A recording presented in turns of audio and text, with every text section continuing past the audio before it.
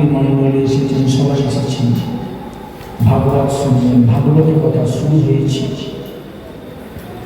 ভাগবতের কথা কেবল শুরু হয়েছে, ভক্তি মাহাত্ম্য আরম্ভ হয়েছে, ভাগবতের কথা শুরু হয়েছে। এমন সময় সেখানে হঠাৎ দেখা গেল হরে মুরারি মধুকৈট ভারে গোপাল গোবিন্দ কৃষ্ণ মুরারি গান করতে করতে সেখানে এক অদ্ভুত ধ্বনি নিয়ে ঢুকছেন প্রয়াগরাজে। সবার সেই দিকে নজর গেল, সেই দিকে একটা আলোর বিচ্ছুরণ দেখা যাচ্ছে।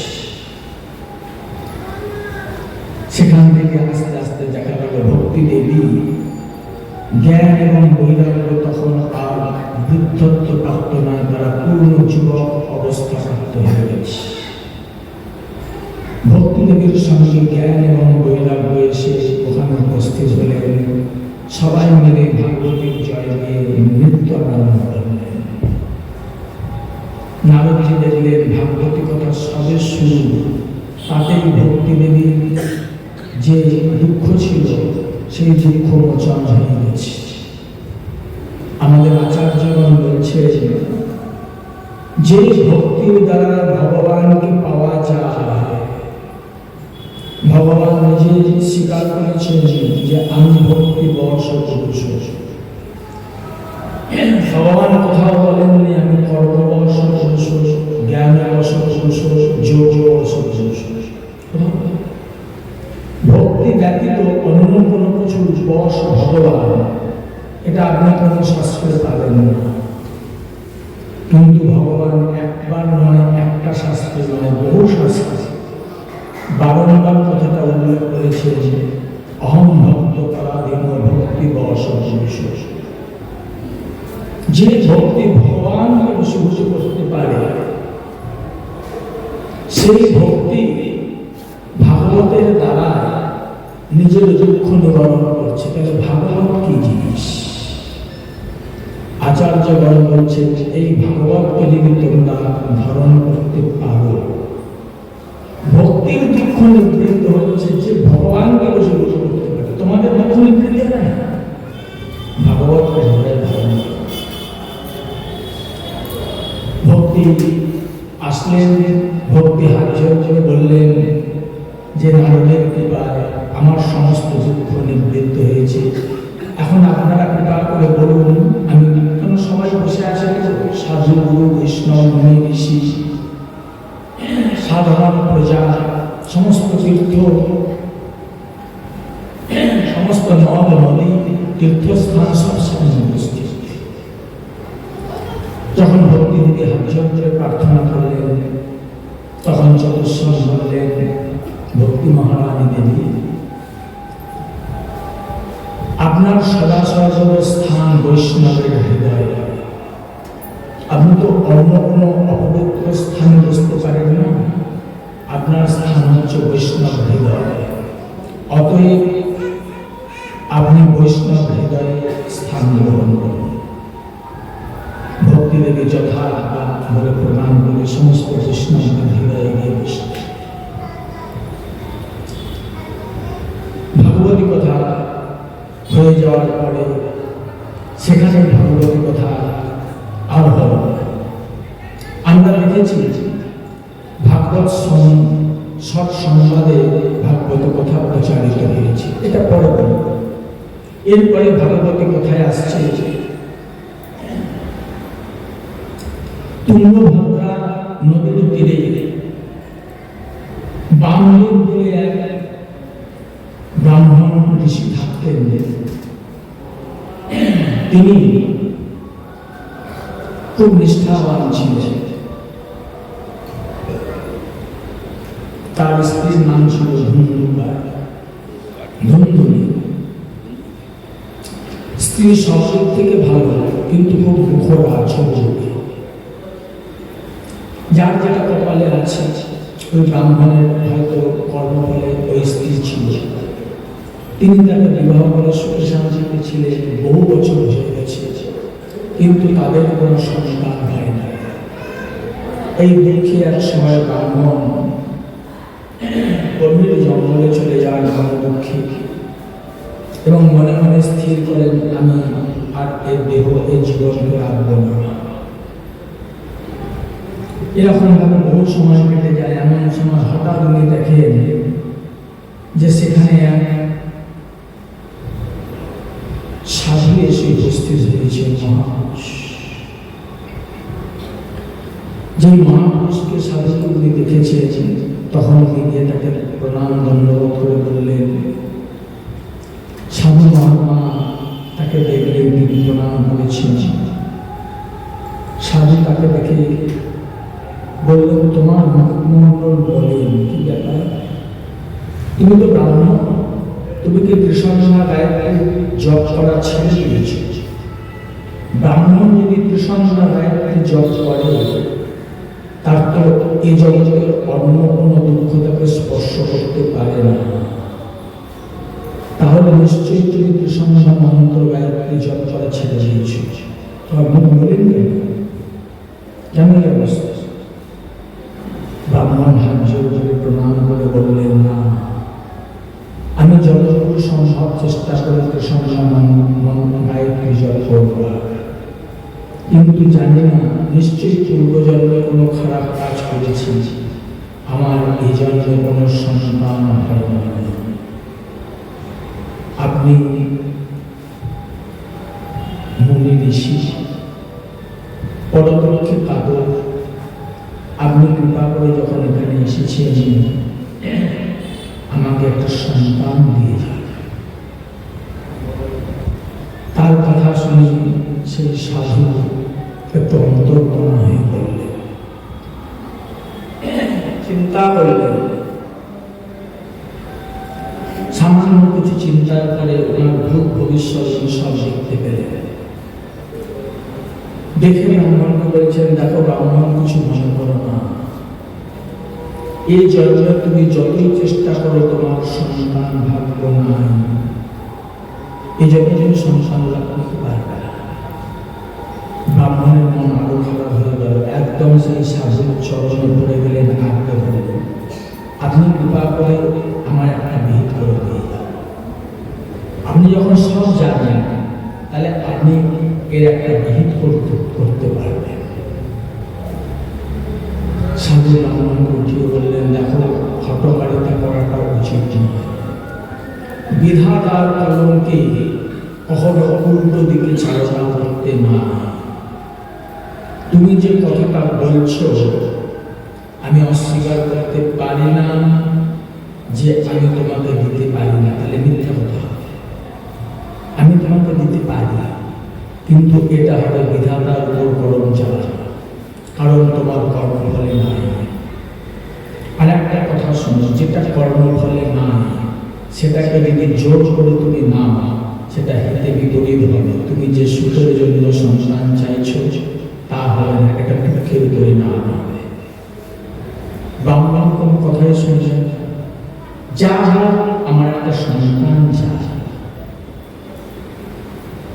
হট করে বসলেন, কি করবে উনি?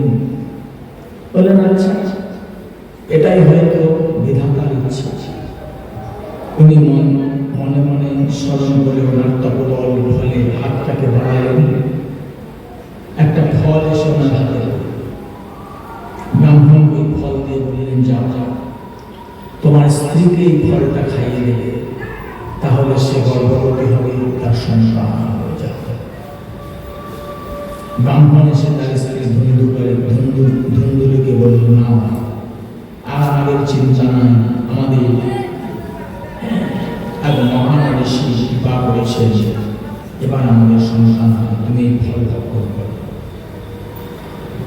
অদৃষ্টকে কেউ খণ্ডন করতে পারে না। এতদিন যে স্ত্রী একটা সন্তানের জন্য মাথা করে মরছিল, আজকে তার হিতে বিপরীত উল্টো বুদ্ধি হয়ে গেল। ঋষি দিয়েছে, গেলে তো অব্যর্থ। এই ফল যদি আমি খাই, তাহলে নিশ্চয়ই আমি গর্ভবতী হবে, গর্ভ বাড়বে, আমার যন্ত্রণা হবে, আবার সন্তানকে মানুষ করতে গেলে নিদ্রা হবে না, ঘুম হবে না, তখন তো আমার কত কষ্ট হবে।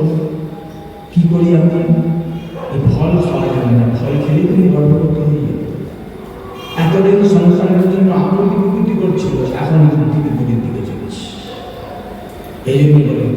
ছিলেন গরিব ব্যক্তি। তার বোন সেই সময় তার কাছে ছিল। বোনের সঙ্গে পরামর্শ করে বোন বলল, দেখো এক কাজ করো, তাহলে তুমি ফল খেও না, আমি এখন গর্ভবতী আছি, তুমি কৌশলে যেন তুমি গর্ভবতী হয়েছ, ফল খেয়েছ, এইরকম ভাব করে 9টা মাস থাকা। 10ম মাসে আমার সন্তান হয়ে যাবে, আমি তো গর্ভবতী, আমার সন্তান হলে তুমি আমাকে কিছু ধন দৌলত দেবে, আমি তোমাকে আমার সন্তান দিয়ে দেব।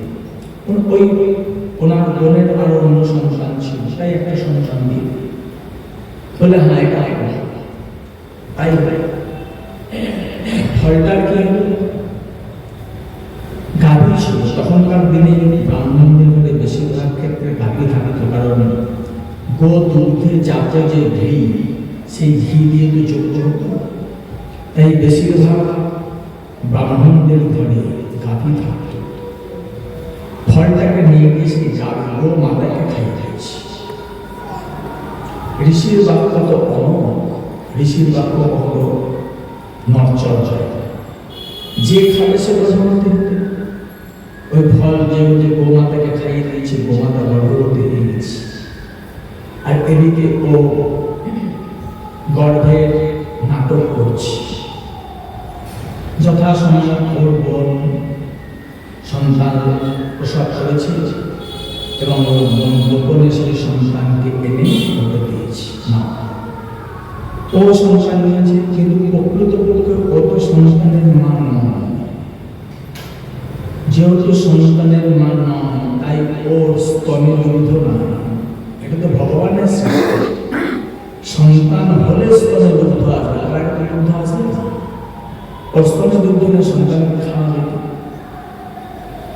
তখনও কৌশল করে স্বামী নামদেবকে বললেন যে, আমার তো হয়তো কোনো রক্ত হয়েছে, আমার তো স্তনে দুগ্ধ নয়, কি করা যায়? আমার বোনের সন্তান হয়েছিল, সে মারা গেছে। তো যেহেতু বোনের সন্তান হয়েছিল, তার স্তনদগ্ধ আছে, তাহলে এক কাজ করে আমার বোনকে নিয়ে সেখানে রাখি, ও তার স্তনদগ্ধ দিয়ে আমাদের সন্তানকে পালন করবে। আপনাদের ভাবলেন কথাটা তো ঠিক, সন্তানকে তো পালন করতে হবে, ঠিক আছে, তাই বোনকে নিয়ে সে রাখলো, বোন সন্তানকে পালন করবে। কিছুদিন পরে যথানিয়মে গাভী সন্তান প্রসব করবে। অদ্ভুত জিনিস, গাভী সন্তান প্রসব করল, কিন্তু এটা মনুষ্যবধ। খালি একটাই তার আলাদা লক্ষণ, সেটা হলো কান দুটো গরুর মতো। গরুর যেরকম লম্বা কান হয়, এর লম্বা কান, বাকি সব মনুষ্য।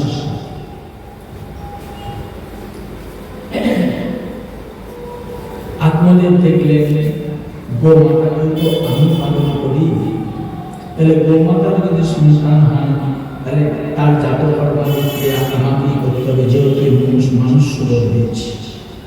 তারও জাতক কর্মাদি করলেন, ওই সন্তানেরও জাতক কর্মাদি করলেন।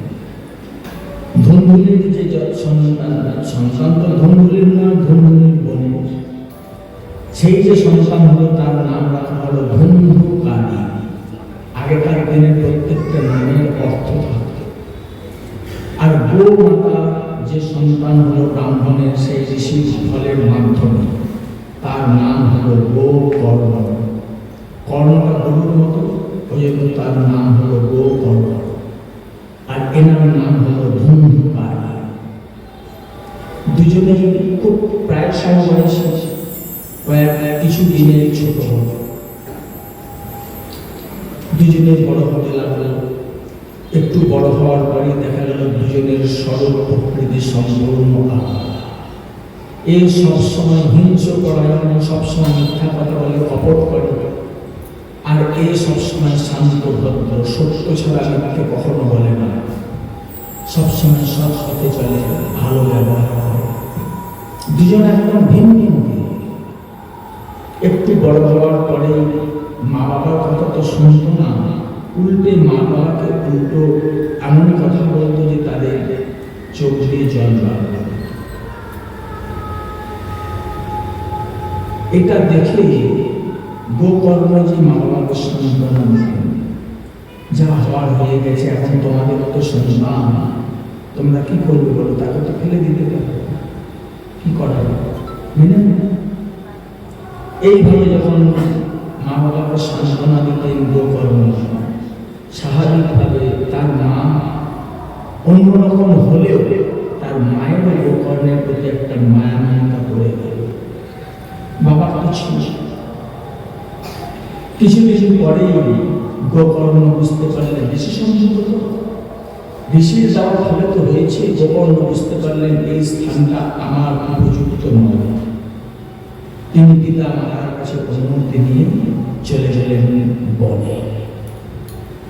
বনে চলে গেলেন, মাঝে মাঝে আসতেন কিন্তু বনে থাকতেন, এখানে থাকতেন না, ভাইয়ের ওই বিরূপ ব্যবহার দেখে।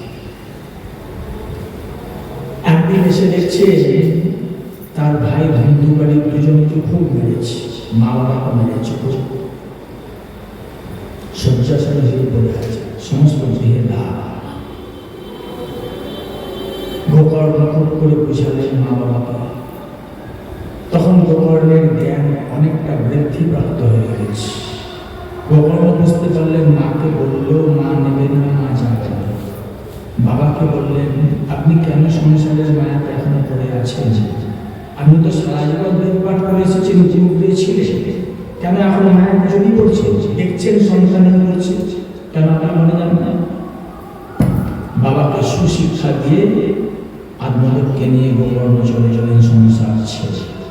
দুজন ভাবলো, ধুন্ধুকারী আর ধুন্ধুকারী, বোনের ছেলে ধুন্ধুলি আর ধুন্ধুকারী। কিছুদিন পর একদম ছিন্ন হয়ে গেলে এখন আর বাধা দেওয়ার কারণ না, যত রকম অসৎ কর্ম পাপ কর্ম আছে সব করতে আরম্ভ করবে। দুদিন অন্তর অন্তর মায়ের কাছে টাকা যায়, কত টাকা রোজগার করার তো কেউ নাই। যে রোজগার করতো আত্মদেব, সে তাকে নিয়ে চলে গেছে, সে তো নাই, সে তো এখন বন্ধ। এরকম একদিন টাকা দিতে, ঘরের জিনিস সমস্ত বিক্রি করে দিত। তারপরে একদিন মায়ের কাছে টাকা চেয়েছে, ধুন্ধুকারী ধুন্ধুলি থেকে টাকা দিতে পারেনি, মাকে জ্বলন্ত কমলার মুখে ঢুকিয়ে পিটিয়ে মাকে মেরে দিয়েছে, পিটিয়ে মাকে মেরে দিয়েছে। মেরে দিয়ে কতগুলো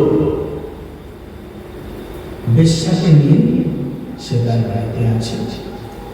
যতদিন পয়সা ছিল ভালো, তারপর যত রকম পাপ কাজ করতে হয় করে সেই পাপের পয়সাগুলো নিয়ে এসে তাদের মন রক্ষা করছে। এইভাবে করতে করতে একদিন কোনো খুব বড় লোক কিংবা রাজার বিয়ে থেকে অনেক ধন সম্পদ, মানে সোনা দানা সব চুরি করে নিয়ে এসে তাদের মন রক্ষা করেছে, দিয়েছে। দাওয়ার পরে খাওয়া দাওয়া করে যখন সে বিশ্রাম করছে ধুন্ধুকারী, তখন ওই অসৎ মেয়েগুলো চিন্তা করছে মনে মনে, নিজেদের দিন আলোচনা করছে, দেখো ও তো চুরি করে নিয়ে আসে, রোজগার তো কিছু করে না, চুরি করে নিয়ে এসে আমাদের কাছে দেয়। একটা কথা আছে, গৃহস্থের চোরের 10 দিন তো গৃহস্থে যাইবে, একদিন না একদিন তো ধরা পড়বে। যখন ধরা পড়বে তখন রাজার মারে ছোট তো সব স্বীকার করে। তখন রাজা যদি আমাদের কাছে আসে, গয়না টাকা পয়সা সব আমাদের কাছে, আমরাও ধরা করি, তাহলে এর জন্য আমরা এক কাজ করবো, যা পাওয়ার তো পেয়ে গেছি আমরা, একে এখন মেরে দিয়ে আমরা পাবো। আমাদের আচার্য যেমন বলছেন, জগৎ হচ্ছে এইরকম স্বার্থপর, যতদিন তোমার কাছে পাবে ততদিন তুমি ভালো, যখন তোমার কাছে পাবে না তখন আর তুমি ভালো না, যে কোনো প্রকারে তোমাকে মেরে দেবে। এই যে দেখছো সুন্দর নগর, এ তো মহামায়ার নাট্যশালা, অভিনয় হয় অনিত্য খেলা, নিতুই নিতুই নব নব কত, অভিনয় হয় অনিত্য খেলা। কার ভাগ্যে কখনো হবে বা কত, মৃত্যুরূপী জগনিকা। স্বার্থ সিদ্ধি সম্বন্ধ, এই জগতে আমরা যারা আছি কেবলমাত্র স্বার্থ সিদ্ধি। স্বার্থ ভুলে গেলে তোমার সঙ্গে আমার কোনো সম্পর্ক নেই। মহাজন পদ কত সুন্দর, অভিনয় হয় অনিত্য এই যে আমরা করছি, এ স্বামী, এ স্ত্রী, এ মা, এ বাবা, এ সন্তান, এ ভাই, এ বোন, এ আমার আত্মীয়, এ আমার বন্ধু, সব অভিনয়। কেউ কারোর ভাই নয়, কেউ কারোর বোন নয়, কেউ কারোর স্ত্রী নয়, কেউ কারোর স্বামী নয়, কেউ কারোর মা নয়, কেউ কারোর বাবা। তত্ত্ব এখন আমরা কর্মফল নিয়ে এই জগতে এসেছি। যতদিন এই জগতে জীবিত থাকবো ততদিন এই অভিনয়টা আমার চলবে। ও আমার মা, ও আমার বাবা, ও আমার স্বামী, ও আমার স্ত্রী, ও আমার সন্তান, ও আমার বন্ধু, ও ভাই ভাই। ততদিন পরমাত্মা ভগবান যবে হবে অন্তর্ধান ভস্ম কৃমি অবশেষ। কি আছে দেখে দাও, যে দেহ আপন জ্ঞানে যত্ন করো রাত্রি দিনে ভূষণ ভূষণ কত বেশ। পরমাত্মা ভগবান যবে হবেন অন্তর্ধান ভস্ম কৃমি অবশেষ। দেহ তো একই অবস্থা, সে দেহতে কি করবে, সে দেহতে কি হবে? এই যে দেখছো সুন্দর ভগবত মহামায়ান, তারা তার ধন সম্পত্তি পেয়ে গেছে, রাত্রিবেলায় আসতে আসতে পাঁচজন তো একা পারবে না, ভালো করে গুলি দিয়ে বেঁধেছে, বেঁধে আর জ্বলন্ত কাঠ দিয়ে মেরেছে। যে বেশি পাপ করে তার আত্মাটা তাড়াতাড়ি যায় না। সবাই মিলে মারছে জ্বলন্ত কাঠ দিয়ে, তাও আত্মা বলছে না, ছটফট করছে, মরেছে।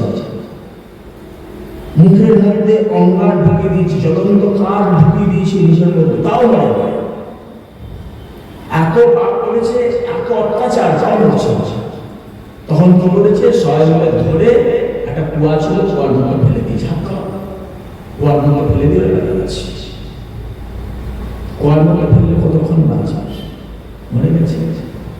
কিন্তু এটা হয়ে গেল অপঘাতে মৃত্যু।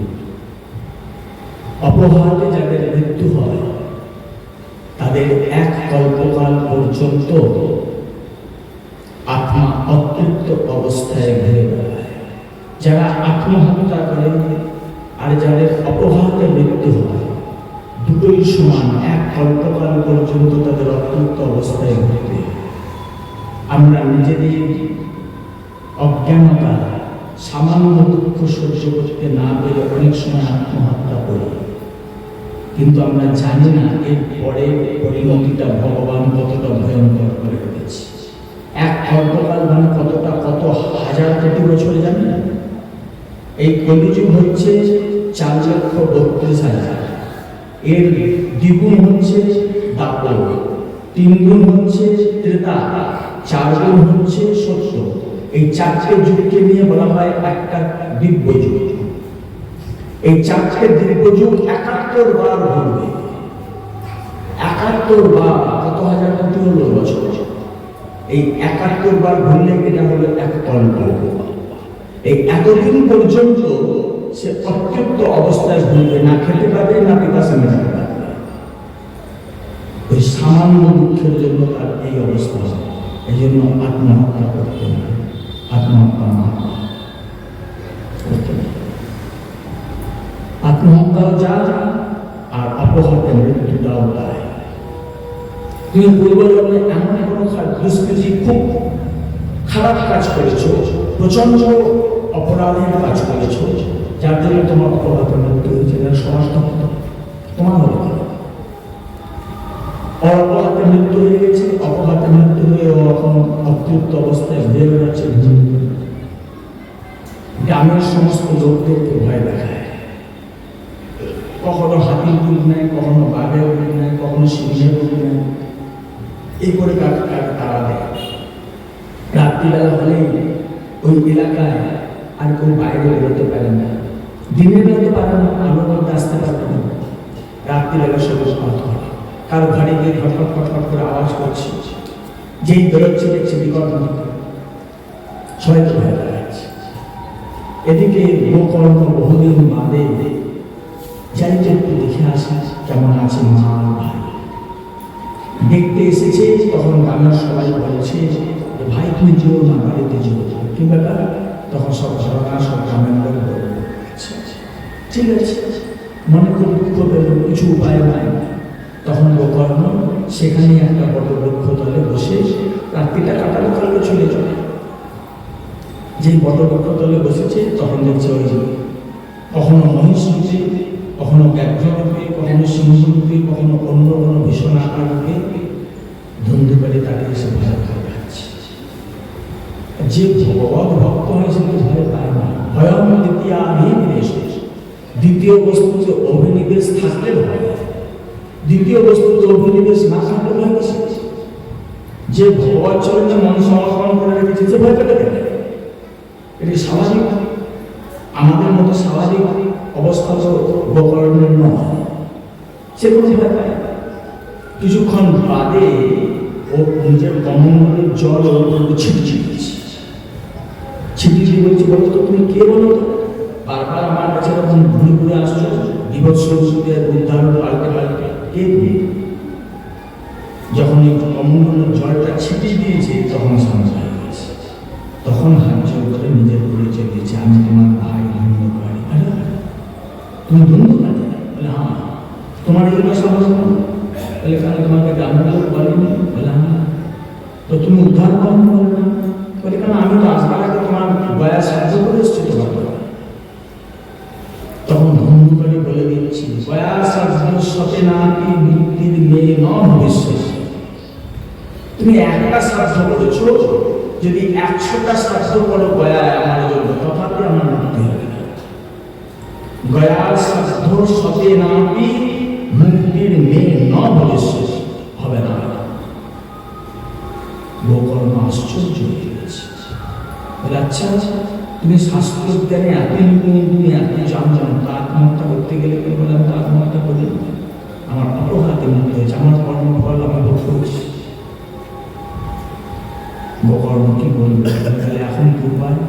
তখন একদম হাত জোর করে গোকর্ণ স্পর্শ তো করতে পারবে না, কোনো পবিত্র বস্তু যেটা স্পর্শ করতে পারে না, দূর থেকে একদম সাষ্টাঙ্গ দণ্ডবোধ করে হাত জোর করে বলছে, তুমি আমার একটা উপায় ব্যবস্থা করে দিয়ে যাও।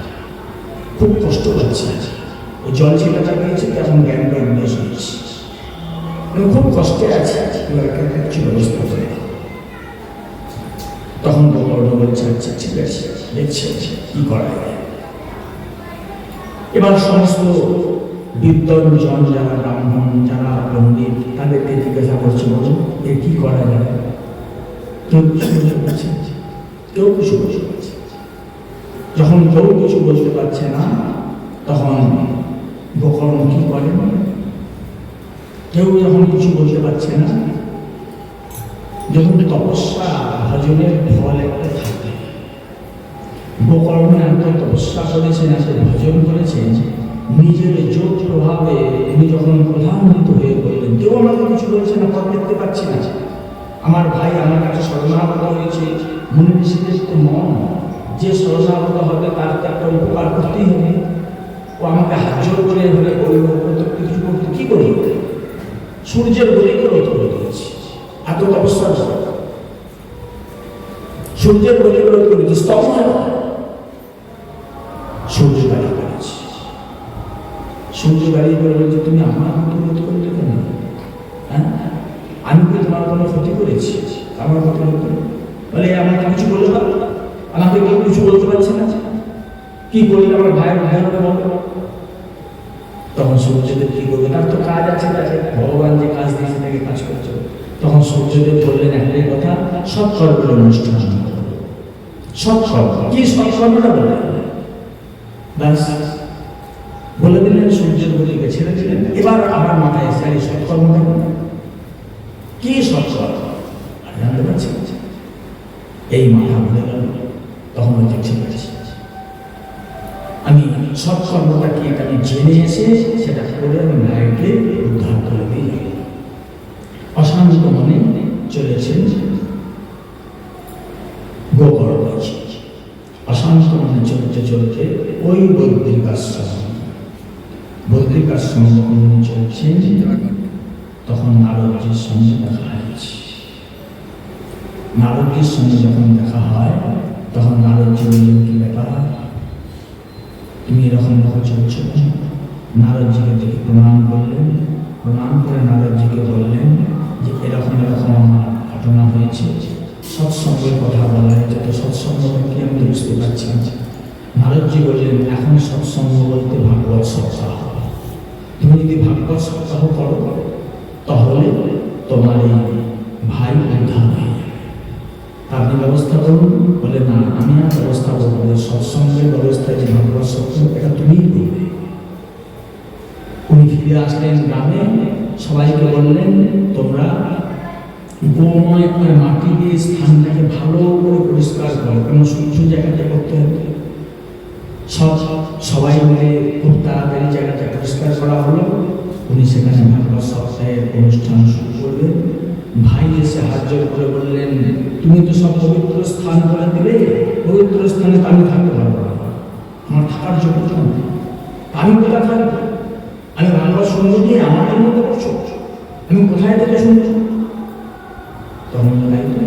তখন সবাই যেখানে একটু কাটা ফেলতো অপবিত্র স্থান, ওই অপবিত্র স্থানে একটা বাঁশ পুষে দিল, বলে তুমি এই স্থানে থাকবে। প্রথম দিন যখন ভাগবত সপ্তাহের প্রথম দিন কথা, ভাগবত সপ্তাহের নিয়ম হচ্ছে সূর্যোদয়ের পরে সূর্যাস্তের মধ্যে কথাকে বিশ্রাম দেওয়া হয়। সেই অনুসারে যে ভাগবত সপ্তাহ করছে, তো সূর্যোদয়ের পরে ভাগবত কথা আরম্ভ হয়েছে, সূর্যাস্তের আগে উনি কথাকে বিশ্রাম দিয়েছেন। সঙ্গে সঙ্গে ওই বাঁশের একটা গাঁট ফেটে আওয়াজ হচ্ছে। এইভাবে 7 দিন পর পর ভাগবত সপ্তাহের পর ওনার ভাই হিন্দুকারী মুক্তি হয়ে গেলেন এবং আকাশ থেকে দিব্য রথ আসলো, ওনার ভাইকে নিয়ে চলে যাবেন। সমস্ত বিষ্ণু সহস্রনাম এসেছেন। দেখুন, নিরপেক্ষ কাকে বলে। ভগবান ভাগবতে বলেছেন, যদি সম্ভব হয় সাধু বৈষ্ণবের কৃপা হয়, এটা আমরা পরে আলোচনা করব। এটা একদম একাদশ স্কন্ধের কথা। ভগবান নিজে বলেছেন উদ্ধবজিকে, জানো উদ্ধব, আমি ভক্তের পাছু পাছু চলেছি। কোন ভক্তের পাছু পাছু চলেছি? ভগবান সেই ভক্তের 5টা গুণের কথা বলেছেন। নিরপেক্ষম মুনিম শান্তম নির্বৈরম সমদর্শনম অনুপ্রজাম মহানিত্যম পুয়েতেন হৃদয়মভি। প্রথম যে গুণ, সেই গুণটাই হচ্ছে নিরপেক্ষ হতে হবে। নিরপেক্ষ না হলে শ্রীমান মহাপ্রভু বলছেন চৈতন্য চরিতামৃতে, নিরপেক্ষ না হইলে ভক্তি না যায় লক্ষ। তুমি যদি নিরপেক্ষ না হও তাহলে ভক্তিকে রক্ষা করতে পারবে না। অন্য কিছু তো রক্ষা হয়ে যাবে, ভক্তি রক্ষা হবে না নিরপেক্ষ না হলে। কিরকম নিরপেক্ষ? রকম ধন্ধুকারী সাজা, ধন্ধুকারী হচ্ছে উপকরণ। ভাইয়ের জন্য রথ এসেছে, বিষ্ণুদূতগণ প্রথমকে দাঁড় করে দিচ্ছে, দাঁড়ান না। বিষ্ণুদূতগণ হাত জোর করে বলছে, কি ব্যাপার? বলে, আমি ভাগবত সপ্তাহ করেছি, শুধু ভাই মা আমার গ্রামবাসী সবাই শুনেছি। তো ভাইয়ের জন্য রথ আসলো, গ্রামবাসীর জন্য রথ আসলো, এগুলো নিরপেক্ষ। এখন নিরপেক্ষ, আমার ভাই নয়, জানে না এটা এই জন্মের সম্বন্ধ মাত্র, এটা মায়ের জন্য অভিনয়। এখন আমার ভাই কে, কার ভাই কেউ, এই জন্য সবার করে সমাজ এসেছে। সবার জন্য সমাজ সমাজ ভাগবত তো সবাই শুনেছে, তো সবার জন্য আসবে। তখন বিষ্ণু ভগবান বলছেন, সবাবস্য বিধেন ফলম বিভাগ। হ্যাঁ, এটা কেন হয়েছে জানেন? শ্রবণের বিভেদের ফলে ফলটা ভাগ হয়ে গেছে। বলে, কিরকম? বলে, আপনার ভাই শুনেছে, আপনার গ্রামবাসীরাও শুনেছে। পরবর্তীকালে যখন সূর্য অস্ত হয়ে গেছে, তার আগে আপনি ভাগবতী রথকে বিশ্রাম দিয়েছেন, তখন আপনার গ্রামের যারা ছিল তারা সব ঘরে গেছে এবং ঘরে গিয়ে ঘরের প্রাকৃতিক জগতে মায়ার জগতে মিশে গেছে। তখন আপনাদের ভাগবতী কথা মনে হয়, কিন্তু আপনার ভাগবতী কোথাও যায়নি, ওখানেই শুনছে। এবং আপনি যে কথাগুলো বলেছেন সেটা ওই সারাটা রাত চিন্তা করেছে, মনন করেছে। ওই যে সারা মনন করেছে, এই মননটা তেরা করে এই দিকে এই জন্য সমস্ত বিভেদন ফলম বিভেদন। কিছু বলতে পারলেন না, চলে সব গ্রামবাসীরা দেখলেন। যেই গ্রামবাসীরা দেখলেন এবার গোকর্ণকে চলে যাবে, সব গ্রামবাসীরা সে গোকর্ণকে ঘিরে ধরলেন প্রণাম। আমরা সব শুনেছি, সব সাক্ষাৎ দেখেছি, তা আমাদের একটা ব্যবস্থা করে দিয়ে যান। আপনি যদি ভাইয়ের ব্যবস্থা করে দিয়ে যেতে পারেন তাহলে আমাদের ব্যবস্থা করবেন। কর্ণজি বলছি কোনো উত্তম কথা, ভগবানের কথা বলবো, এতে তো আপত্তিকর কিছু হতে পারে না। ভগবানের কথা বলবো ভালো, আপনারা দিন স্থির করুন, আবার করুন, আবার ভগবানের কথা বলুন। সমস্ত গ্রামবাসী কথায় আবার ভাগবতী সপ্তাহ হলো এবং সেই ভাগবতী সপ্তাহের শেষে দেখা গেল সমস্ত আকাশ জুড়ে সকলের জন্য রথ এসেছে। এই হলো ভাগবতী কথার মাহাত্ম্য, এই হলো ভাগবতী কথা, ভাগবত সপ্তাহের মাহাত্ম্য। সেই গোকর্ণের হয়ে গেল। এরপরে এটা হলো আমাদের ভাগবত মাহাত্ম্য কথা। এরপরে আমাদের ভাগবতী কথা শুরু হচ্ছে। এই জন্য ভাগবত সপ্তাহ যদিও বলা হয়, কিন্তু একটা দিনে বেশি করলে 8 দিন হলে আমাদের সুবিধা হয়। ভাগবতী মাহাত্ম্য কথাটা একটু পরিষ্কার করে ব্যাখ্যা করে বেশি বলা হয়, কিন্তু 7 দিন হলে কি করতে হয়, একটু ছোট হয়ে। আজকে অন্য কথাটা একটু ছোট ছোট সময় চলে গেছে।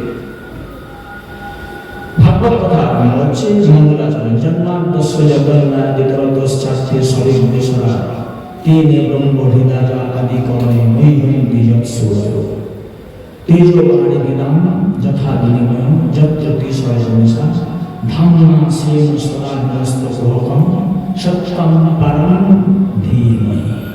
ভাগবতের প্রথম শ্লোক, সত্যম পরম ধীমহি। পরম সত্যকে আমরা ধ্যান করছি। কেন? আমাদের সর্বশ্রেষ্ঠ বস্তুকে আমরা পাবো। সর্বশ্রেষ্ঠ বস্তুকে পেতে গেলে সর্বশ্রেষ্ঠ বস্তুর ধ্যান করতে হয়, আরাধনা করতে হয়। তাহলে সর্বশ্রেষ্ঠ বস্তুর ধ্যান বা আরাধনাকে সত্যম পরম ধীমহি, পরম সত্যকে ধ্যান করাটাই হচ্ছে সর্বশ্রেষ্ঠ আরাধনা এবং এটাই সর্বশ্রেষ্ঠ বস্তু। ভাগবতী সত্যম পরম ধীমহি। ছিল সুখদেব গোস্বামী ভাগবতী কথা হবে সৎসংবাদের মাধ্যমে, সৎসংবাদের মাধ্যমে ভাগবত কথা এই জগতে প্রচারিত হয়েছে। প্রথম 5টা সংবাদ হয়েছে, কিন্তু প্রচার প্রসার লাভ করে না। প্রথম সংবাদ হচ্ছে নারায়ণ ব্রহ্মাজিকে দিয়েছেন 14 শ্লোকী ভাগবত। দুজনেই জানে, আরেকজন জানে। অন্তরের মধ্যে হৃদয়ে প্রেরণা করছে। নারদ ছিলেন ব্রহ্মাজি দিলেন নারদ ছিলেন ওই 14 শ্লোকী ভাগবত। দুজনে জানে, আর কেউ জানে না। দ্বিতীয় সংবাদ হয়ে গেল নারদজি এই 14 শ্লোকী ভাগবতকে 100 শ্লোকী ভাগবত করলেন, 100টা শ্লোক বাড়ালেন। বাড়িয়ে নারদজি দিলেন বেদব্যাসকে। তৃতীয় সংবাদ এখানেও প্রকাশ হয়। বেদব্যাস যে সুখদেবকে দিলেন 4র্থ সংবাদ। যখন বেদব্যাস সুখদেবকে দিচ্ছেন তখন এই 100টা শ্লোক হয়ে গেল 18,000 শ্লোক ভাগবত বিস্তার লাভ।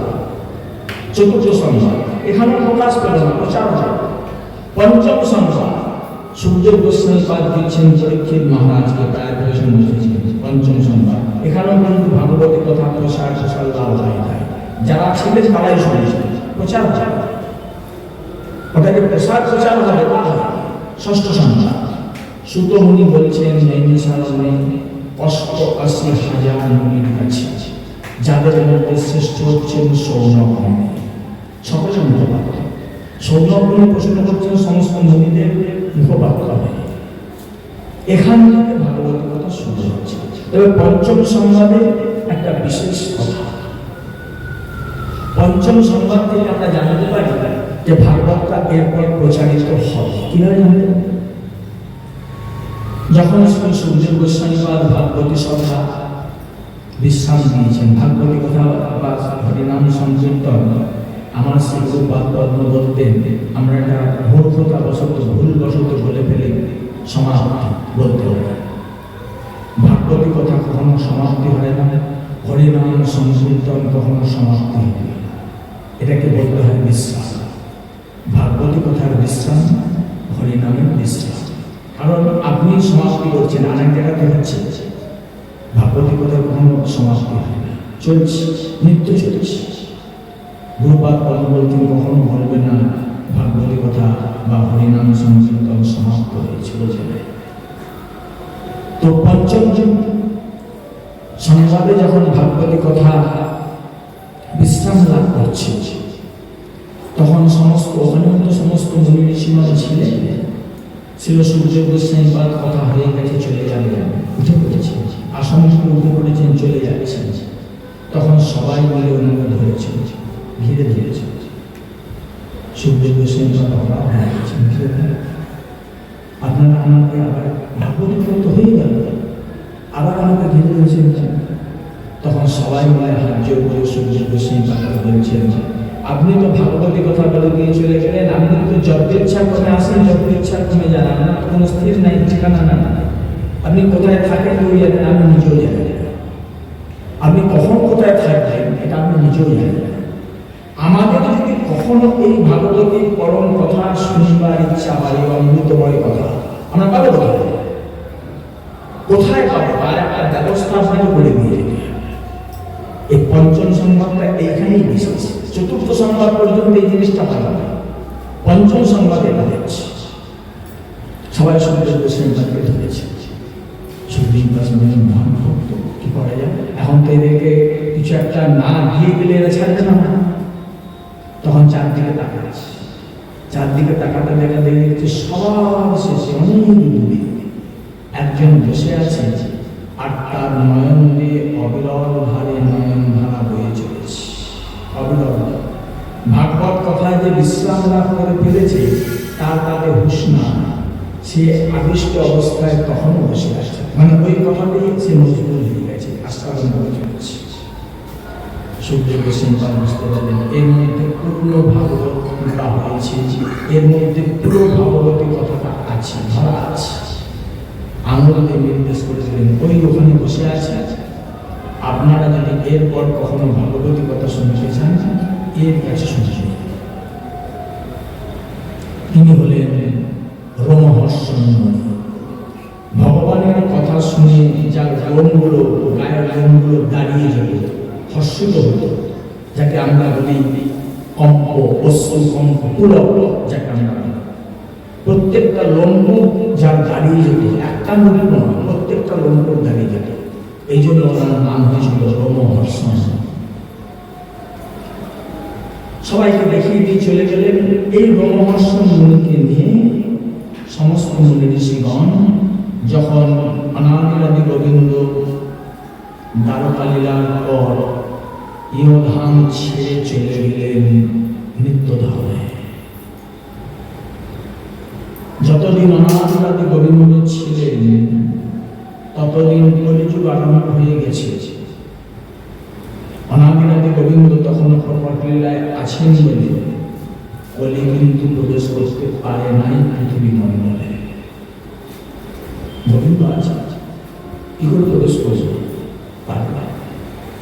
যে মুহূর্তে গোবিন্দ ইহধাম ছেড়ে নিত্য ধামে চলে গেলেন, সেই মুহূর্তে কলি প্রবেশ করে গেল। মুনি ঋষিরা জানলেন, মুনি ঋষিরা দেখলেন এই কলি থেকে বাঁচা যায় কি করে। তখন ওনারা ৮৮,০০০ মুনি, একটা দুটো না, ৮৮,০০০ মুনি নৈমিষারণ্যে গিয়ে ওনারা বসলেন সহস্র বর্ষব্যাপী যজ্ঞ দিয়ে। কেন? ওনাদের মনে হল এই সহস্র বর্ষব্যাপী যজ্ঞে আমরা করতে করতে ভগবানের কৃপায় আমরা একটা পথ খুঁজে পাব, যে পথে এই কলির দর্শন থেকে আমরা বেঁচে থাকতে পারব, আমাদের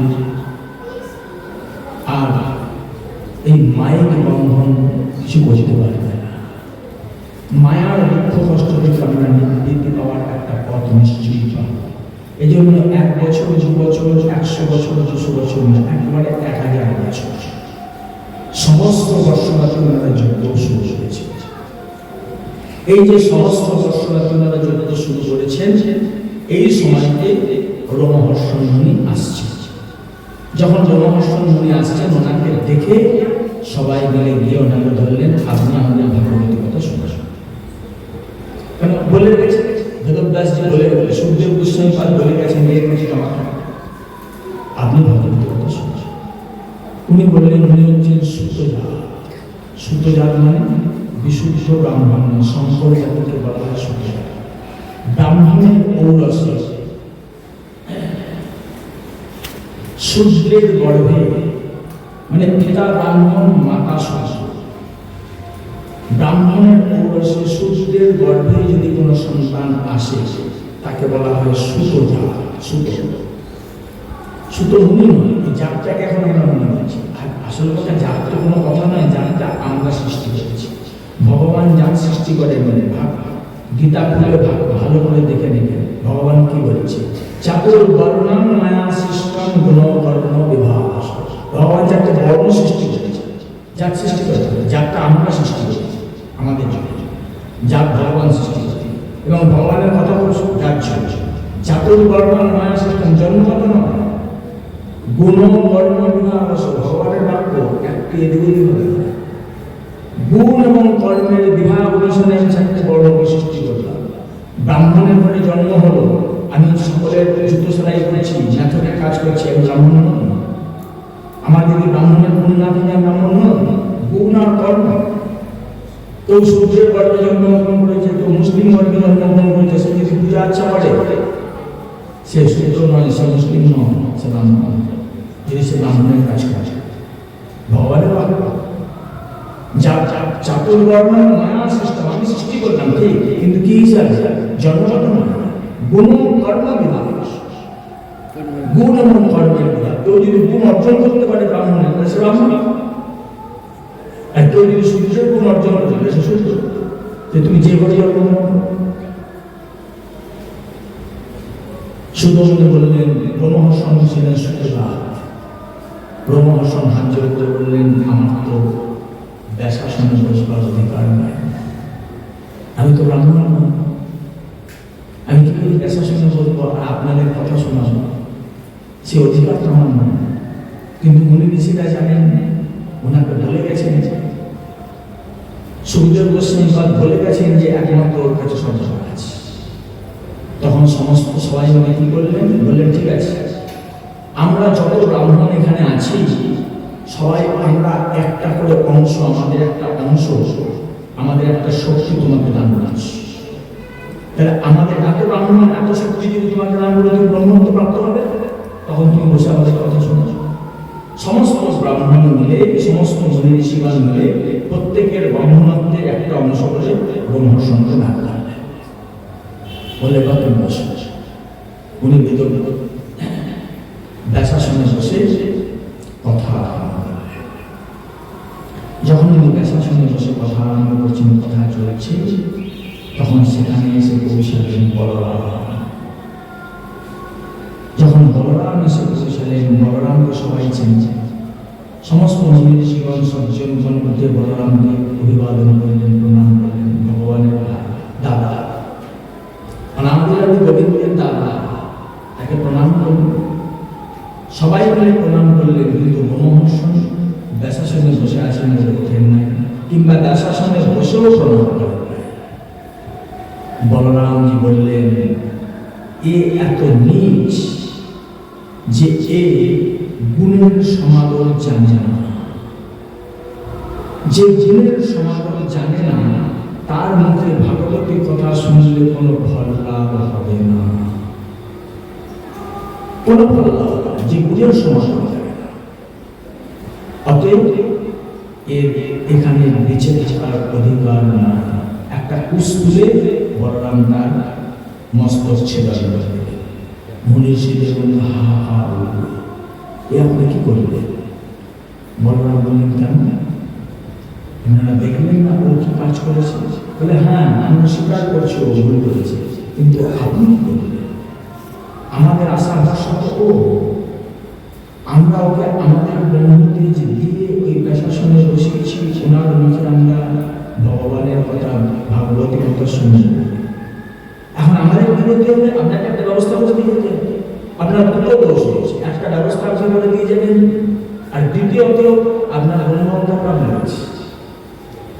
আমরা ওকে ব্রহ্ম একটা করে অংশ নাশ করেছি, আপনার নাম না, আপনি তাকে হত্যা করেছেন, ব্রহ্মহত্যার পাতা আপনার লেগেছে, আপনাকে খালেন করতে হবে। আর দ্বিতীয়ত আমাদের একটা ব্যবস্থা করে তোলা মেনে যেতে হবে, মেলাকে স্থান দিতে হবে। বলরাম বাবা বেশ তো জীবন করে কি হবে? আচ্ছা ঠিক আছে, ওর সন্তান আছে, পুত্র আছে, হ্যাঁ আছে, নিয়ে আসুন, তাকে নিয়ে আসা হলো। সে এসে প্রণাম করে বলরামকে, বলরাম মাথায় হাত দিয়ে বলল, সর্বশাস্ত্র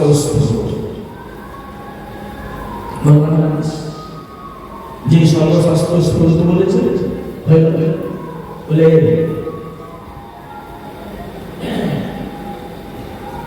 এই এখন এই কথা বলবে, আমার ঘরে এর পিতা যা কিছু জ্ঞান ছিল সেই সমস্ত জ্ঞান এখন এর মধ্যে এসেছে।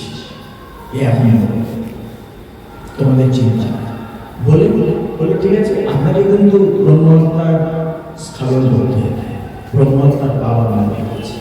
বলরামকে তীর্থস্থানে ব্রহ্মহত্যার পাপ স্খলন করে এই সুতমুনি বসেছেন। সুতমুনিকে প্রশ্ন করা হলো, 6টা প্রশ্ন করা হলো, সুতমুনি উত্তর দিয়েছে। প্রথম প্রশ্ন, সবই পুংসাং পর ধর্ম যত ভক্তির অধিকারী, পুংসাং একান্ত শ্রেয় ধর্ম সংসদ মহতি। প্রথম প্রশ্ন, 6টা প্রশ্ন, তার মধ্যে প্রথম প্রশ্ন, পুংসাং একান্ত শ্রেয়। পুংসাং মানে পুরুষ মানে সাহায্য করতে হবে না, এখানে পুংসাং মানে জীবাণু, সমস্ত জীব জগৎ, খালি মানুষ যত জীব আছে সমস্ত জীবজনের একান্ত মঙ্গল কি? যে মঙ্গল লাভ করলে আর অন্য কোনো মঙ্গল লাভের প্রয়োজন হয় না।